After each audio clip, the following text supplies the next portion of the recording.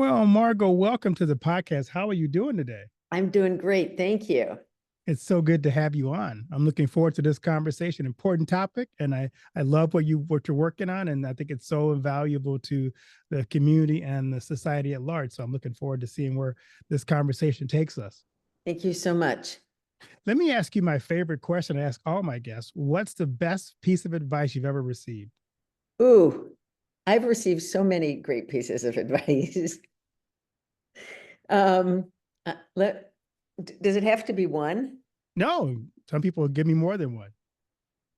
So I was thinking about this because I knew you wanted to ask me, and it's so hard to decide what my best piece of advice was. I think one of them was my dad, who was so honest. And I remember coming home one day after my first job and saying, "Oh, I wasn't kind of in a funny mood today, and I didn't like really do anything for like 30 minutes." And he said, "Let me ask you, if you walked into that, your office and the cash register was open, would you take money out of it?" And I was like, "No, of course not." And he said, "Well, not working for 30 minutes, that's like taking money out of it. They're Mm, paying you and you didn't work." And he said something I'll never forget. He said, "If I can't trust you 1% of the time, I can't trust you 100% of the time." interesting.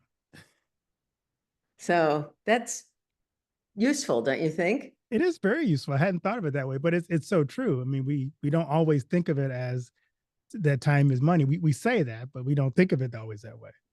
Right. You said, what's the other piece you got that you want to share? So my younger son, I think I was at a restaurant, this is like 10 years ago, and I'd ordered some meat. I still ate meat back then. And I'd ordered it medium rare and it came like well done. And I was like, ugh. And and he said, "Well, send it back." And I'm like, "No, no, no, that's okay." And he said, "Mom, you deserve to ask for what you want." Cool. And I just think that's really great advice, especially for women who are often shy about asking for what they want. And I was at an outdoor sort of gala a few weeks ago, and tables everywhere, and I'd sat down, and six of us had sat down, and were two empty seats, and somebody came up to the table. It was for dinner, and they were smoking. And I said, "Excuse me, but would you please not smoke at our dinner table?"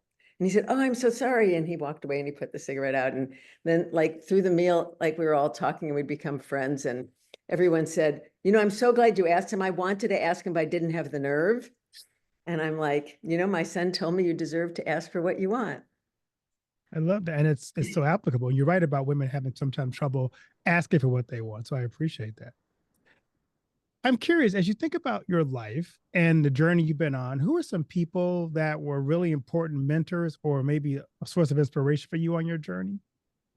Oh, my parents, I just mentioned my dad, but my parents were both amazing. And I'm so grateful that they were my parents. I learned so many wonderful things from both of them. But in terms of my jobs, there was just this one guy, his name was Burl Sprinkle, and he was my boss for almost 8 years. I was very young and in my 20s, and I got this job at the Treasury Department, and he was the undersecretary for it's now been split into two, but we had domestic finance and international economics. And I was his person and I knew nothing. And I mean, I was hardworking and loyal, but I knew nothing. And he was amazing. And he just taught me so much about economics, about the world, about, the economy, and just how to behave. He was so honorable, and he was great. He would give me lots of advice, and he was just super helpful. I think about this sometime. I learned so much from him, and it was such an extraordinary opportunity for me as a young person to have these opportunities. And like we traveled all over the world, and sometimes with other people, and sometimes it was just the two of us, and we'd stay at ambassadors' residences, and we'd, meet with ministers of finance and stuff. And I was thinking, like, that would never happen today, that a guy in his 60s would travel alone with a woman in her 20s.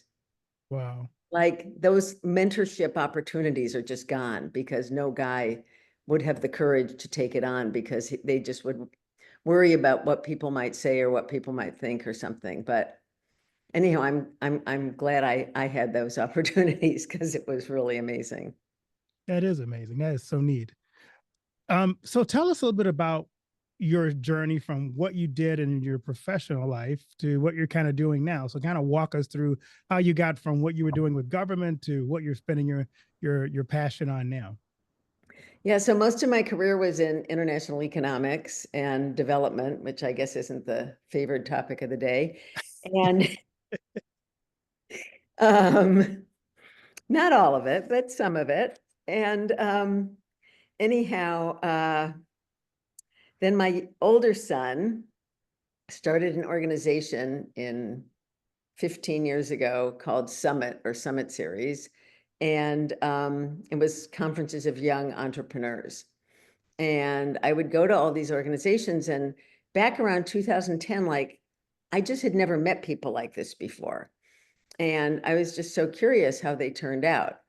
And I would ask them, like, how did you end up the way you are, so willing to work so hard to turn your idea into something real and take on so much risk? And they all basically told me the same thing.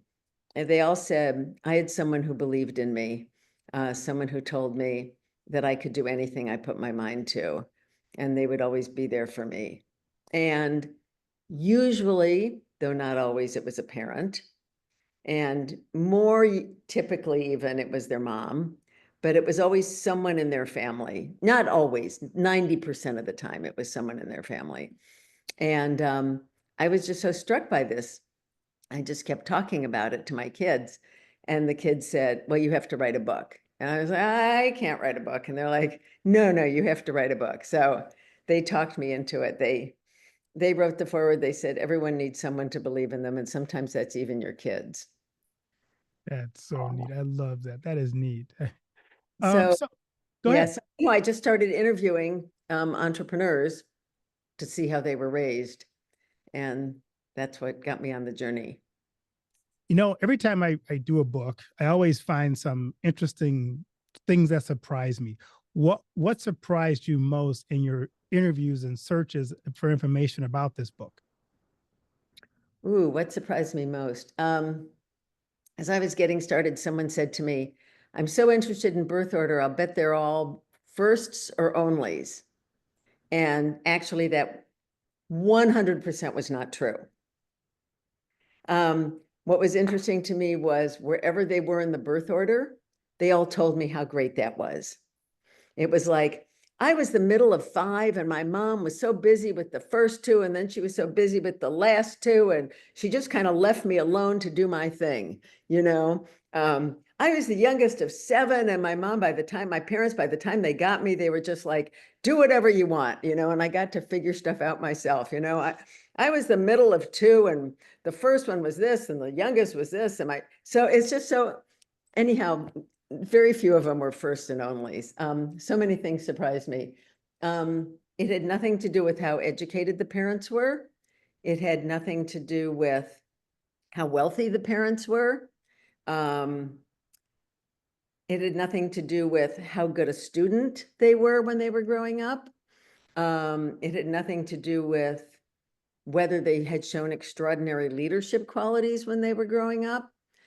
Some were good students, some were great leaders when they were in high school, but not all of them. So it's just, there were so many things that were really interesting to me. So you picked several people to put in this book. How did you narrow it down to the people you decided to put in the book? Yeah, so there are 70 of them, and half men, half women. I wanted a very diverse group, every race, every religion, every socioeconomic background, born in the US, born overseas, small towns, big cities, married parents, single moms, divorced parents. I mean, just every family size, everything I could think of. And going into for-profit, nonprofit, artists, activists, just, and my older son, he actually said to me when I was getting started, he said, Mom, don't just do the billionaires. first of all, they're all white men. And, and second of all, let's face it, that's not what most people are going to end up being. So the point isn't raise your children this way because they'll become a billionaire. It's raise your children this way because they can find something they love that gives them joy, that they'll want to work at, that they can be in control of their life, and they'll be happier.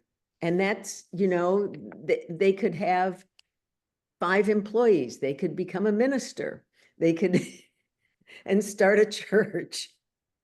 They can do lots of different things. It's not like, you know, the goal is to become a billionaire. The goal is to find something that gives you joy that you can do for your life. As you think about the people you interviewed and the stories that you gained from your book, are there some common themes that kind of stand out from across all the different people you interviewed? Yeah, there were a total of 10 different rules. I'm happy to go into them. That, Sure, that'd be great. to my surprise, none of these parents knew each other. None of the parents of these entrepreneurs, none of the entrepreneurs grew up knowing each other. And they all, as I said, they all came from very different backgrounds. And they all basically raised their kids exactly the same. And it kind of knocked my socks off when I realized this. And I went from being, yeah, I'll do this, sure, okay, to like, oh my God, I have to spread the word. I love that. So, and I would love to talk about all of these. The number one thing is that every one of these future entrepreneurs had a passion outside of school when they were growing up. Every single one of them. And in every case, their parents supported that passion. Sometimes it took a big gulp. But eventually, when the parents saw how much joy it gave their child, they were just, we love that you're doing that. We love that you're working so hard at it. We love that you're getting so much joy out of it. And we're so proud of you for that. So that, to me, is the biggest takeaway, is see what gives your child joy and then encourage that. And then if they start working really, really hard at it, let them know how proud you are of them for their success in that, even if maybe their grades in trigonometry or physics are not so good. Right. Because at the end of the day, whether or not they learn trigonometry really won't matter. But at the end of the day, if they've developed a good work ethic and learned to work hard and developed grit and resilience and determination and all these things that will make them successful later in life, it's actually so much better for them.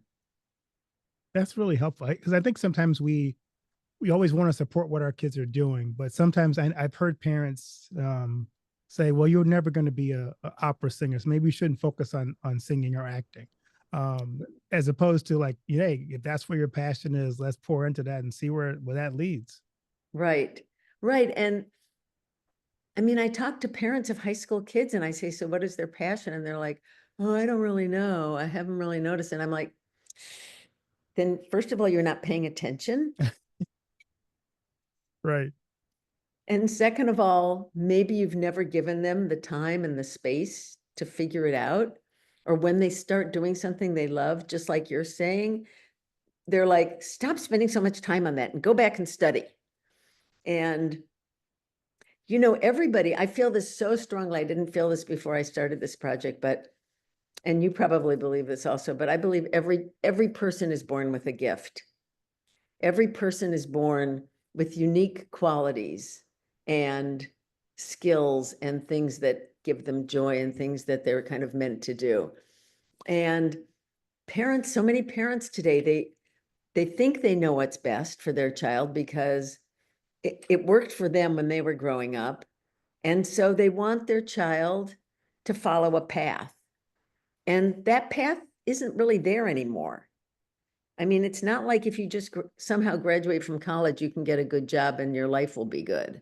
Right. And, and so they're just pushing their kids to, to spend all this time studying every single one of their classes and doing all these extracurricular activities they think is going to help them get into the right college and doing all this stuff. And the child never really gets the chance to explore the thing that gives them joy.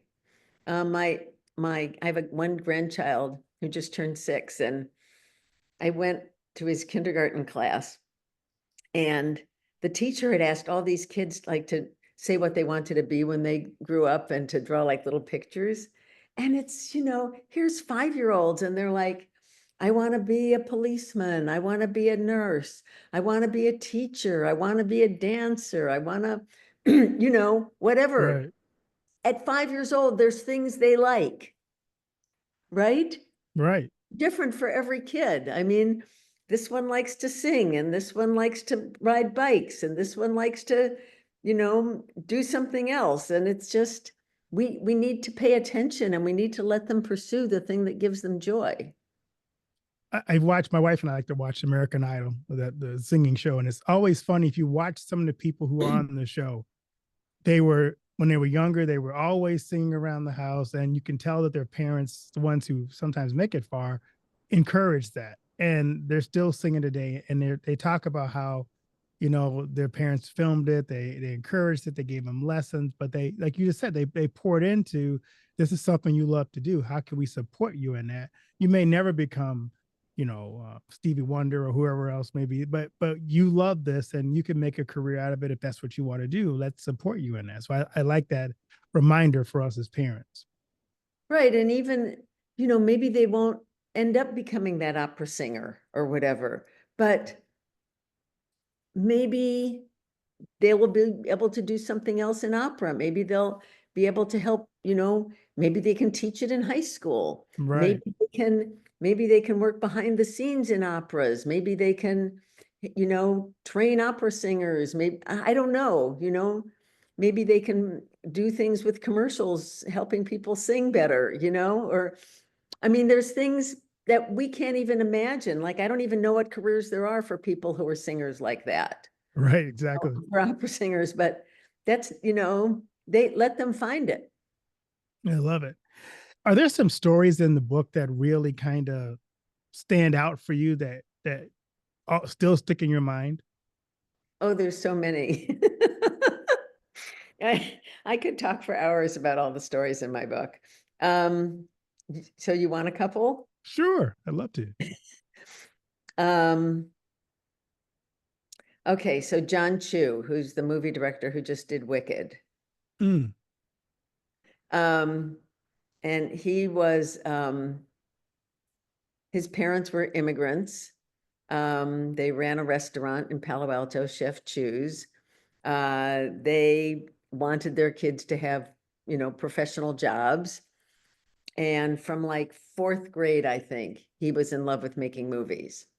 He'd somehow gotten a little movie camera and filmed their vacation. And he was just, that was his passion. And he had a little movie company in high school, and he was just doing all these things with movies. And because they're in Palo Alto with a well-known Chinese restaurant, and all the people who were had Beta computers, knew how much he loved them, and they'd give them to him. And he was just, anyhow, he loved it so much. And his parents just wanted him to be like professional, like a doctor or something, a lawyer. And he was in high school, and his mom came into his room at night, and he was supposed to be asleep or studying, and he was, in bed working on his laptop doing a movie. And his mom said, put that away and go to sleep, and you have to be ready for school in the morning. And he burst into tears and said, you can't make me stop. I love this. It's what I want to do with my life. And she said, go to sleep. We'll talk about it tomorrow. And she picked him up at school the next day, and she'd been to the library, and she had 10 filmmaking books. And she said, if you want to do it, be the best. I love that. And he said at that point, like, his parents were the most supportive in the world. So Oh, be pretty proud now. yeah. So another story that stands out you that you wanted to share. Um, okay, here's a very different kind of one. So this guy, Thomas View, he was also, he was actually an immigrant. He came from Vietnam. They escaped communism in a crazy, hazardous, scary story. Um, as opposed to John's parents, who had both come from different countries to study here and met in the US. Um, and he was always a good student, but he also fell in love with video games. And as long as he was getting straight A's, it was okay with his parents. He could spend all the time he wanted on video games, just so that he, was pursuing the right path. And he was, I think, a semester short of graduating from college with a degree in something, sciency. And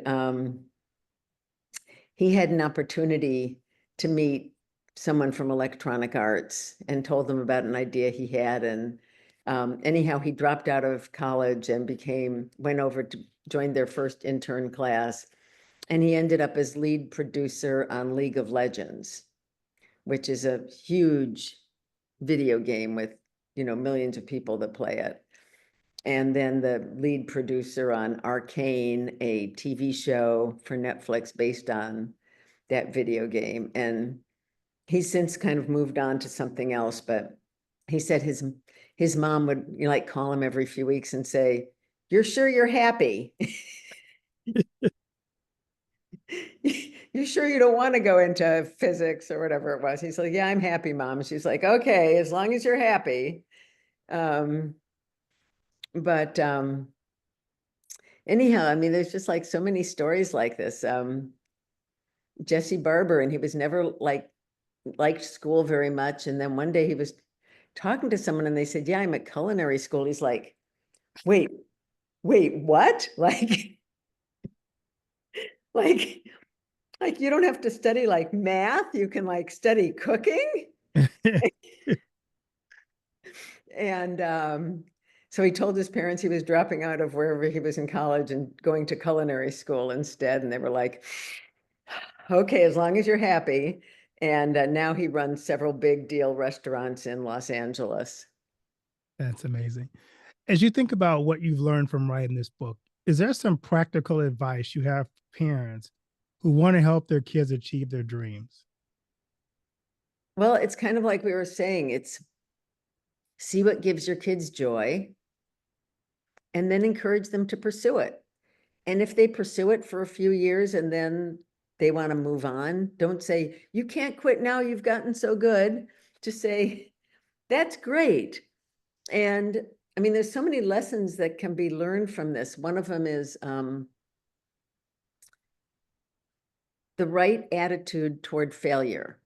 All of Mm, these future entrepreneurs grew up knowing that failure is how you learn and grow, and that you don't worry about failing when something didn't go well, if they missed the extra kick, or didn't hit the home run, or I mean, or didn't get the part, or didn't get a good grade, or whatever. The parents wouldn't scold them or criticize them. They'd say, "What did you learn? What do you think you'll do differently next time? Can I support you in any way? Or do you think you've got it figured out?" And so they all learned resilience, which is super, super, super important, because nobody's going to go through life not failing, right? And so often now so many parents, they want to protect their child from everything. And, "Oh, it wasn't your fault. Oh, we'll fix that for you. That was the other person's fault. Don't worry about it," which is terrible. It's just like, it didn't work.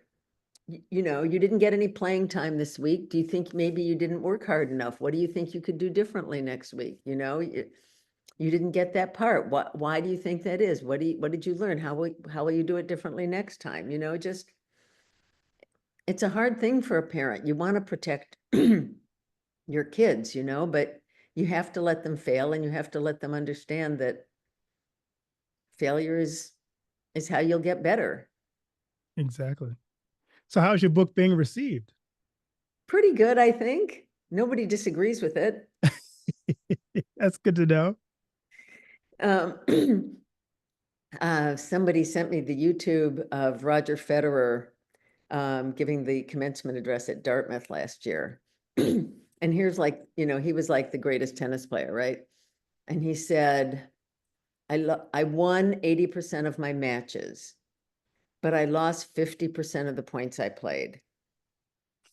He said, if you keep looking back and focusing on what you did wrong, you're never going to move ahead.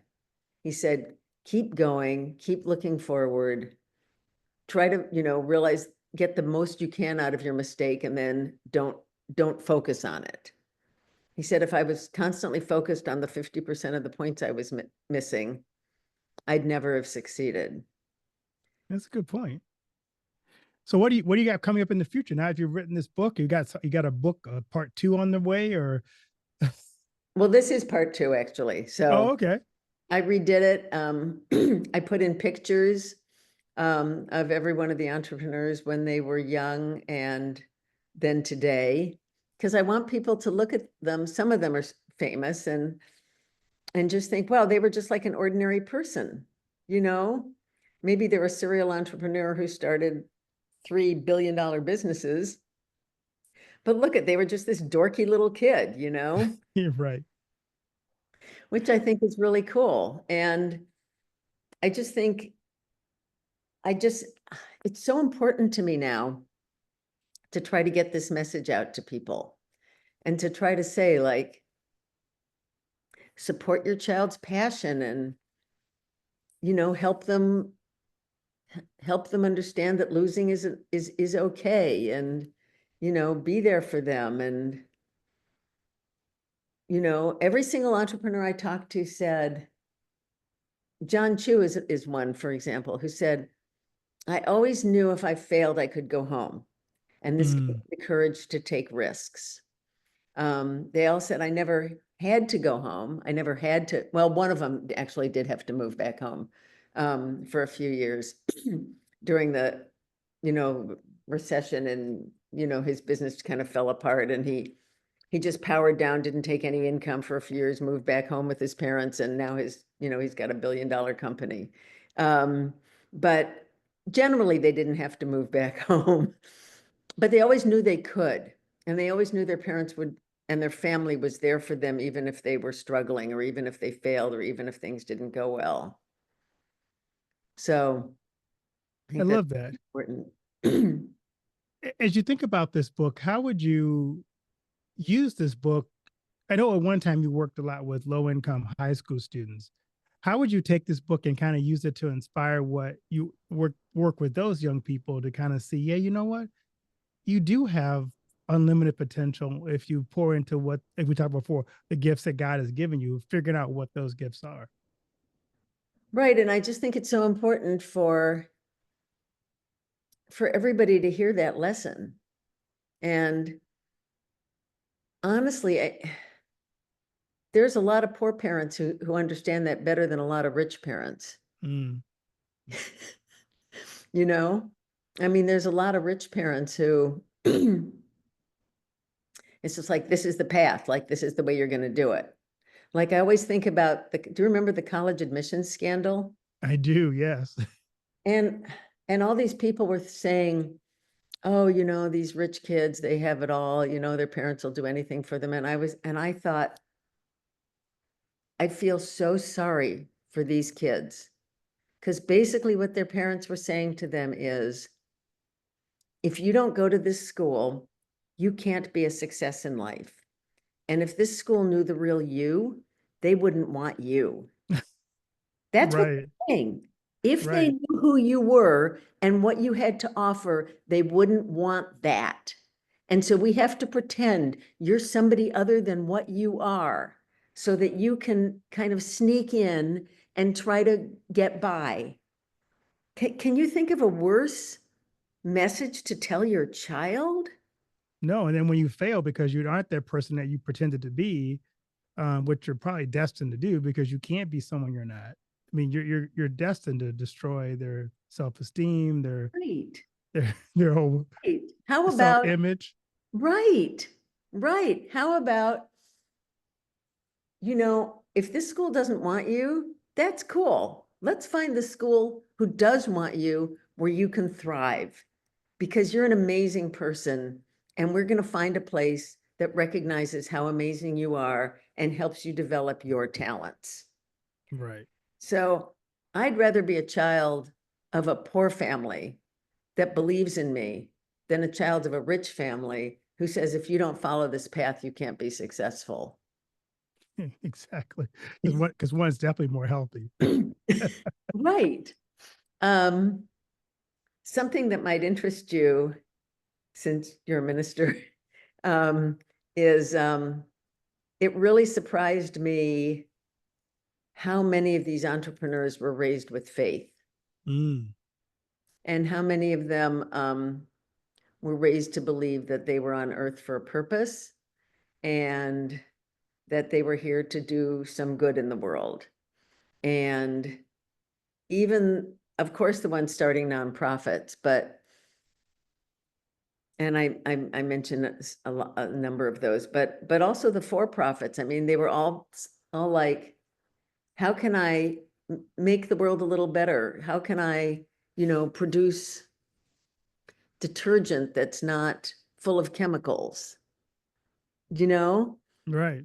that kind of thing. I mean, how can I make people happier by producing a certain kind of product or a service or, help people's lives? And you asked me at the beginning, like what surprised me, one of the things that surprised me a lot was how many of these people were raised with a huge amount of faith.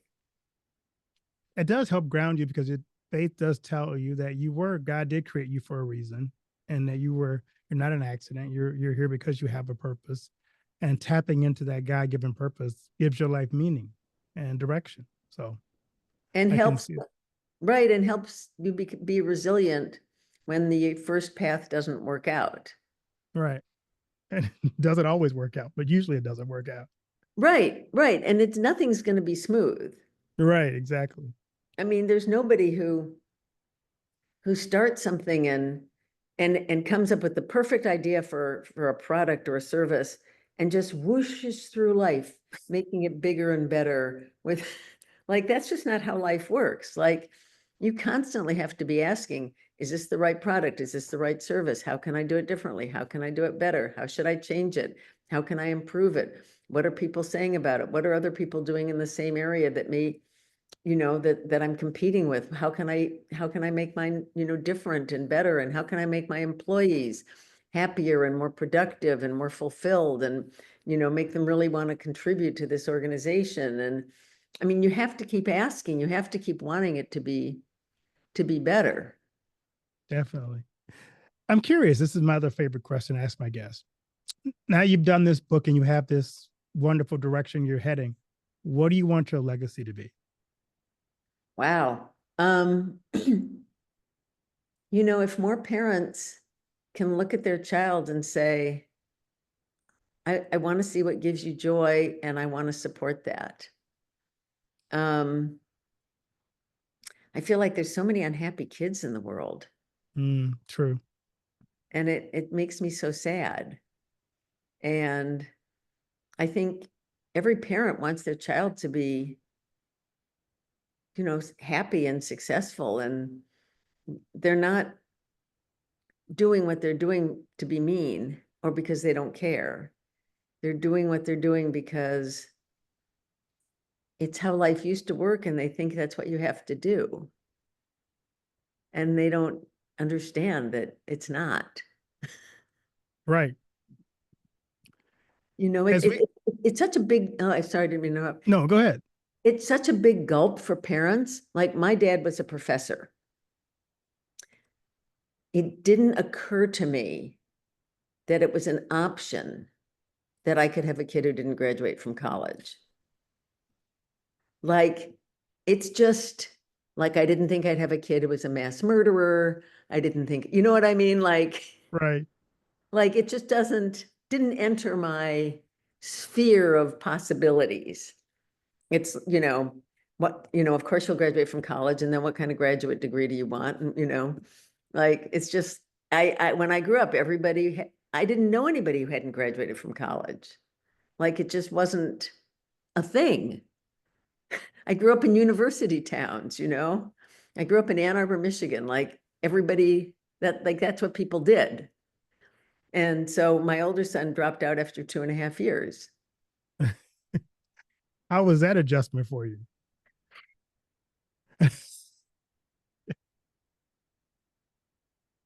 Big gulp. It turned out, and this is something else that's been so illuminating for me, because it was such a big gulp. It was so hard for me to, and he said, well, I'm just going to drop out for a semester, and then we'll see. And it turned out it was actually like the best thing he could have done, because 1.5 years later, a month before he would have graduated from college, he was really interested in being an entrepreneur, and he didn't think he was cool enough for young entrepreneurs to meet with him. And so he cold called 18 entrepreneurs under the age of 30 and invited them for an all expense paid ski weekend in Utah, because he wanted to meet these people. And they had never, this was 2008, they had never met anybody like themselves before. And these were people who, they were just sort of starting out, but it was Sam Altman from like OpenAI, ChatGPT. It was Blake Mycoskie from Tom's Shoes. All these people were just starting out, and they had never met anybody like themselves before. And they all said, you have to do this again, and I want to bring 5 friends. And that was the beginning of his organization. And if he'd stayed in school, not studying classes he wasn't interested in, but he had to graduate, and he graduated in 2008, and then he started working for a couple of years, and then someone else would have done it. He wouldn't have been the first. And the reason it's been so very successful is because it was the first. So I learned a big lesson, like life is different, right? You can't try to force your kids to live the life you lived, because it's a different world. I love that. So where can people find your book, Raising an Entrepreneur? So make sure you get the second edition, which is this one, How to Help Your Children Achieve Their Dreams, 99 Stories from Families Who Did. And it is on Amazon, and I have a hard copy. I have you can do it on Kindle if you like to read online. And I also actually read it out loud. So it's on Audible if you want to listen. And I have a website, raisinganentrepreneur.com, which is has links to all my articles and podcasts, soon to be this one, and some stories in there about some of the entrepreneurs in the book. And I hope people get it and listen and like it, and let me know. They can contact me through the website. And I'm on Instagram, I keep forgetting to say, at Margot Bisnow, and I guess I'm on LinkedIn, and I don't know, I think I'm on everything, but X, Twitter, Thread. no, I'm not actually on those. Okay. But my son sends me the things I ought to read, so I keep up. Good. Well, Margot, thanks so much for taking the time to share your dream, your story, your book, encouraging us as parents to look for ways to get behind our kids and find out what they're passionate about and support that. As we wrap up, is there a closing thought you want to share with the audience about what we talked about today? Kind of a summary of key points you want to leave with them. I just would say, like, just from the time your kids are little all the way through, college, just see what gives them joy and encourage them to pursue that, and give them the time and the space to follow their dream, and know that you'll be there for them through all the setbacks, because you know that eventually they'll be successful. Well, Margot, thanks so much for taking the time, and thanks for being a wonderful guest on the podcast. Well, thank you so much, Keith. It was really fun.